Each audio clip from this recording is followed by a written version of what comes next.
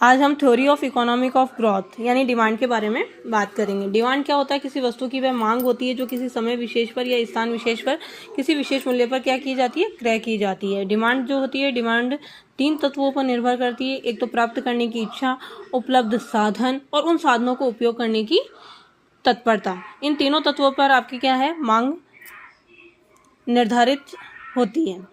मांग की परिभाषा विभिन्न राइटर के द्वारा दी गई है। पेंशन के अनुसार मांग क्या है? एक प्रभावपूर्ण इच्छा है जिसमें 3 तत्व अंतर्निहित होते हैं। किसी वस्तु को प्राप्त करने की इच्छा, उसमें उपलब्ध साधन और उन साधनों को उपयोग करने की उसमें तत्परता क्या है। इसी प्रकार जे.एस. मिल ने भी जो मांग की परिभाषा दी है उस मात्रा में है, उसके अनुसार मांग का अभिप्राय उस मात्रा से है जिसकी मांग की जाती है, लेकिन यह स्मरण रहे कि उनकी मात्रा क्या होती है? निश्चित नहीं होती है, यानी वह अनिश्चित मात्रा होती है। उसी प्रकार जे.एस. मिल ने किसी वस्तु की मांग की कीमत और उसकी मांग, किसी वस्तु की मांग जो है उसकी कीमत और उसकी मात्रा के बीच में क्या है? संबंध को व्यक्त करती है।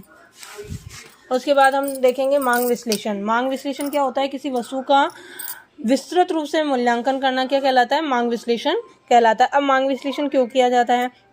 अगर हमें भविष्य में किसी मूल्य का निर्धारण करना है तो उसके लिए हम क्या करेंगे? मांग विश्लेषण करेंगे। अगर हमें भविष्य में आपके कोई भी सेल्स प्रमोशन के लिए चाहिए तो उसके कार्यक्रम बनाना है तो हमें क्या चाहिए? मांग विश्लेषण चाहिए। कितनी मांग होगी उसी के अनुसार हम हमारा क्या करेंगे? सेल्स प्रमोशन कर पाएंगे। उसी प्रकार उत्पाद कार्यक्रम निर्माण, यानी कितनी वस्तुओं का उत्पादन करना है या नहीं करना है तो वो किस पर निर्भर करता है? मांग विश्लेषण पर निर्भर करता है। और मांग और पूर्ति में संतुलन बनाने के लिए ऐसा नहीं है कि हम भाई बहुत सारी वस्तुओं का उत्पादन कर दें लेकिन उसकी मांग ही ना हो, तो इसलिए मांग और पूर्ति के मध्य संतुलन स्थापित करने के लिए भी क्या होता है? मांग विश्लेषण। तो मांग विश्लेषण से हमें यह पता चलता है कि हमें कितने वस्तुओं की आवश्यकता है और किस प्रकार हम इसका उपयोग करेंगे।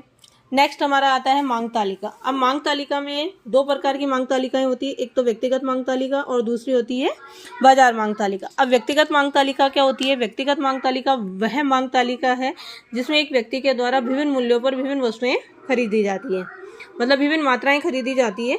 जैसे 1 रुपये है तो उसने 10 वस्तुएं खरीदी है, 2 रुपये हो गए तो उसने अपनी मात्रा को, क्वांटिटी को क्या कर दिया? कम कर दिया। उसने क्या करा? जहाँ 10 खरीद रहा था वो 8 वस्तुएं खरीद रहा है। इसी प्रकार बाजार मांग तालिका। बाजार मांग तालिका वह मांग तालिका होती है जिसमें एक निश्चित समय अवधि पर विभिन्न ग्राहकों के द्वारा एक मूल्य पर जो वस्तुएं भिन्न मात्रा में जो खरीदी जाती है। जैसे 1 रुपये में ए व्यक्ति है उसने 10 खरीदी है, बी है उसने 20 खरीद ली, सी है तो उसने 40 खरीद ली। इसी तरह जैसे मूल्य बढ़ा तो ए ने और कम कर दी, बी ने और बढ़ा दी और सी ने और बढ़ा दी। इस तरीके से अलग अलग व्यक्तियों के द्वारा जो करी जाती है और उनका जो सामूहिक रूप होता है वो हमारा क्या कहलाता है? बाजार मांग तालिका कहलाता है।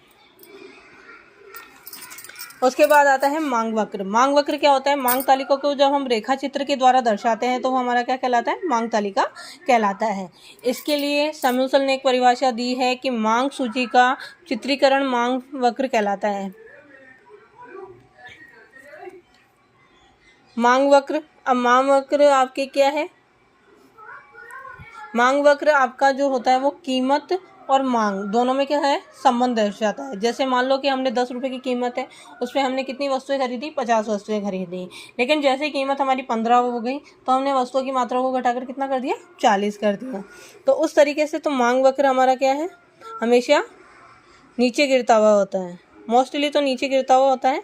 बाजार मांग वक्र जो होता है वो व्यक्तिगत मांग वक्र से अधिक लोचदार होता है, क्योंकि एक व्यक्ति ने जो मात्रा खरीदी है उसमें थोड़ा बहुत चेंजेस आता है, लेकिन जब बाजार मांग तालिका हम देखते हैं तो उसमें बहुत डिफरेंस आता है। आज के लिए इतना ही।